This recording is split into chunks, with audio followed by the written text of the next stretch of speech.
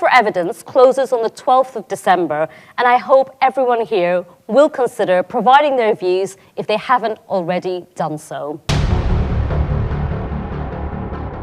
মানি লন্ডারিংয়ের মাধ্যমে অর্জিত যুক্তরাজ্যে টিউলিপ সিদ্দিকের অবৈধ অর্থ জব্দ করবে বাংলাদেশ। এরই মধ্যে এ নিয়ে কাজ শুরু করেছে দুর্নীতি দমন কমিশন।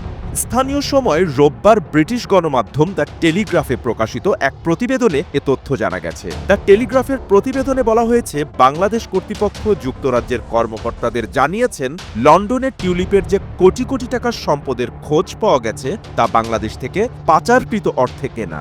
বাংলাদেশ এরই মধ্যে টিউলিপ সহ শেখ হাসিনা ও তার পরিবারের অন্য সদস্যদের দুর্নীতির তদন্তে বহু দেশের সঙ্গে যোগাযোগ করেছে।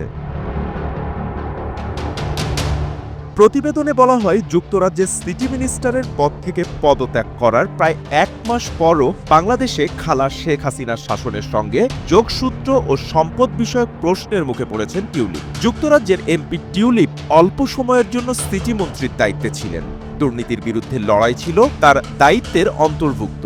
শেখ হাসিনার রাজনৈতিক দলের সঙ্গে যুক্ত ব্যক্তির লন্ডনের সম্পত্তি ব্যবহার করা নিয়ে কয়েক সপ্তাহ ধরে প্রশ্নের পর টিউলিপ নিজেই তার বিরুদ্ধে ওঠা অভিযোগ তদন্তের আহ্বান জানিয়েছিলেন, কিন্তু অব্যাহত চাপের মুখে মন্ত্রীর দায়িত্ব থেকে পদত্যাগ করেন টিউলিপ।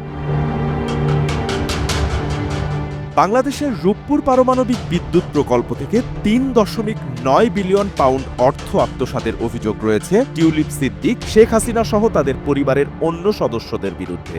এ বিষয়টি তদন্ত করছে দুদক। লন্ডনে টিউলিপের মালিকানাধীন ৭ লাখ পাউন্ড মূল্যের সেই ফ্ল্যাট দুর্নীতির অর্থে কেনা হয়েছে কিনা তাও খতিয়ে দেখা হচ্ছে।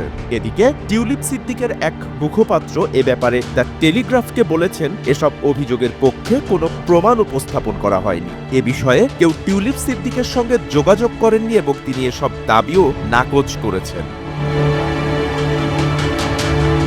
বাপ্পি খান, এসএ টিভি ডিজিটাল।